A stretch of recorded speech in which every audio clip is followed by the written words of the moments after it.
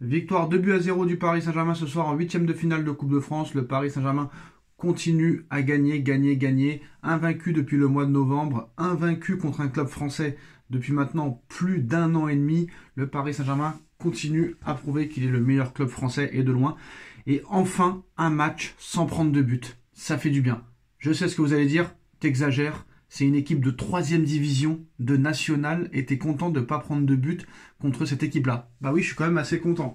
Quand tu vois que tu prends 2 buts contre Monaco, que tu prends 2 buts contre Brest, que tu prends 2 buts contre City, que tu prends 2 buts contre Espali, que tu prends un but contre Lens, par-ci par-là, franchement, Paris était resté 7 matchs sans clean sheet. Et ça, c'est pas possible. Honnêtement, c'est pas possible. Donc ça, c'est la première satisfaction. Hein. Pas de but encaissé. Alors, on va analyser d'abord la défense. Hein. Quelle défense a été alignée ce soir? Alors, on a Lucas Hernandez à gauche, Zaguet à droite et Beraldo, William Pacho dans l'axe. Même si Le Mans n'a pas été trop dangereux, cette défense a tenu la route. Au milieu de terrain, Mayulu, Fabian Ruiz, Kang-in Lee, Doué, Gonzalo Ramos et Kvaratskhelia. Alors, Kvaratskhelia, il a du mal. Hein. Il a du mal. Est-ce qu'il se réserve pour la Ligue des Champions? C'est possible peut-être. Le Paris Saint-Germain, en tout cas, a validé son billet pour les quarts de finale de Coupe de France. Victoire 2-0 au Mans grâce à des buts de Désiré Doué et de Bradley Barcola. Et c'est ça qui est incroyable quand même. C'est que depuis l'annonce de l'arrivée de Kvaratskhelia, c'est-à-dire à peu près 3 semaines, 1 mois, Barcola, Désiré Doué et aussi Ousmane Dembélé qui n'était pas là ce soir, se sont métamorphosés. Ces mecs-là, soit ils font une passe décisive ou un but à chaque match. Et ça, c'est impressionnant. Franchement, Désiré Doué, je pense qu'il va monter en puissance. Barcola, il marque but sur but depuis 6 matchs. Je crois que Barcola, c'est son 5e but en 6 matchs. Je crois, si je ne me trompe pas. Son 5e but sur les 6 derniers matchs. Tu vois que Gonzalo Ramos, en plus de ça, est passeur décisif. Donc, quand tout le monde arrive à faire quelque chose offensivement, c'est quand même assez super intéressant. Et là, je pense que voilà, ils vont avoir la confiance en défense. 61%, 71% de possession de balle. Maintenant, je voudrais parler aussi de Ramos. Hein. Gonzalo Ramos, quand il est titulaire, il ne marque pas. Et là, il donne encore une fois raison à Luis Enrique. Quand Ramos joue titulaire, Ramos ne marque jamais. Ramos, quand il est remplaçant et qu'il rentre à la 75e minute, il te met un doublé, le gars. C'est totalement hallucinant.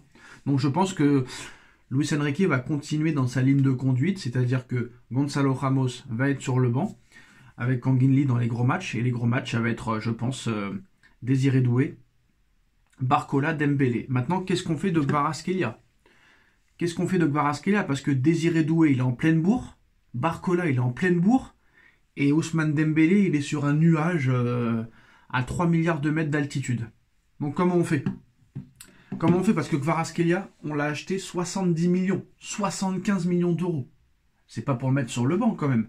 Mais est-ce que Luis Enrique va être obligé de mettre Vara sur le banc dans les prochains matchs de Ligue des Champions? Parce que oui, c'est la Ligue des Champions qui nous intéresse. C'est ce match aller-retour contre Brest.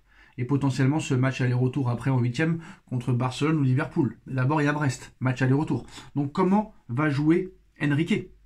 Sachant que Doué, Barcola et Dembélé sont sur un nuage. Alors que Kvara, lui, a du mal, très clairement, à s'adapter. 3 matchs, 0 but, une passe décisive. Donc c'est pas terrible. Je pensais que Kvara allait vraiment se montrer ce soir contre Le Mans, une équipe de 3e division, mais on n'a pas vu grand-chose. On va pas se mentir, on n'a pas vu grand-chose de la part de Kvaratskhelia, et c'est quand même assez inquiétant. Pour moi, honnêtement, l'homme du match, c'est Désiré, parce que Désiré a été très bon. Franchement, ouais. Après, je pense que Kvara, il est remuant. Ça, c'est très bien. Il est remuant, il apporte le danger, c'est déjà ça. Mais on attend quand même beaucoup plus. Barcola, il est de plus en plus tranchant, ça c'est bien. Pacho, il a été solide. Et après, bon, je vais reparler de la défense, mais heureusement que Pacho est là ce soir.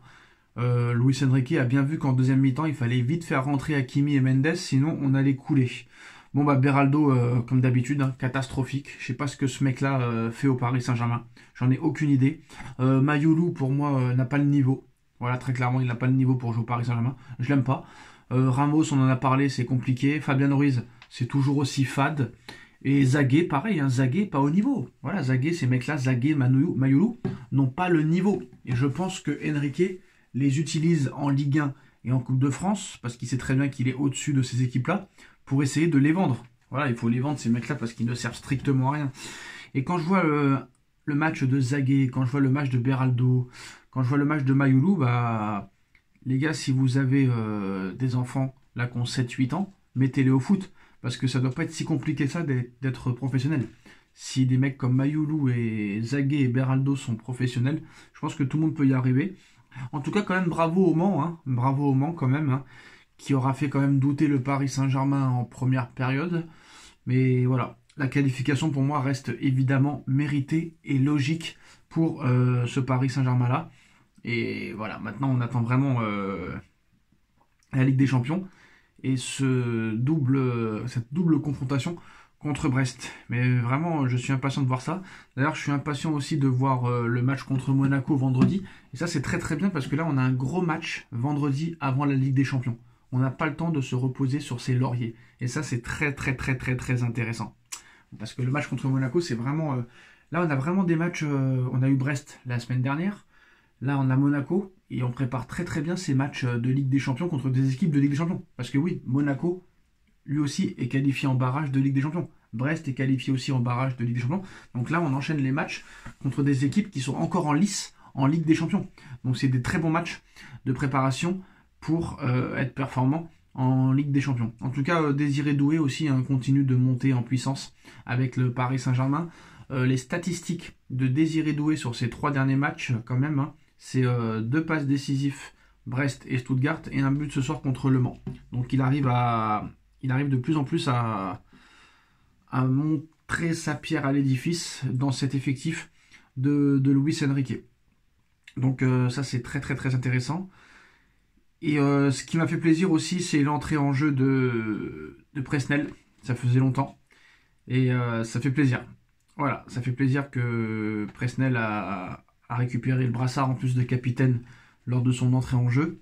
Donc voilà, ça a fait plaisir quand même de revoir Presnel Kimpembe, parisien de toujours, remettre ce maillot du Paris Saint-Germain. Ça fait vraiment très plaisir. Presque 2 ans quand même, hein.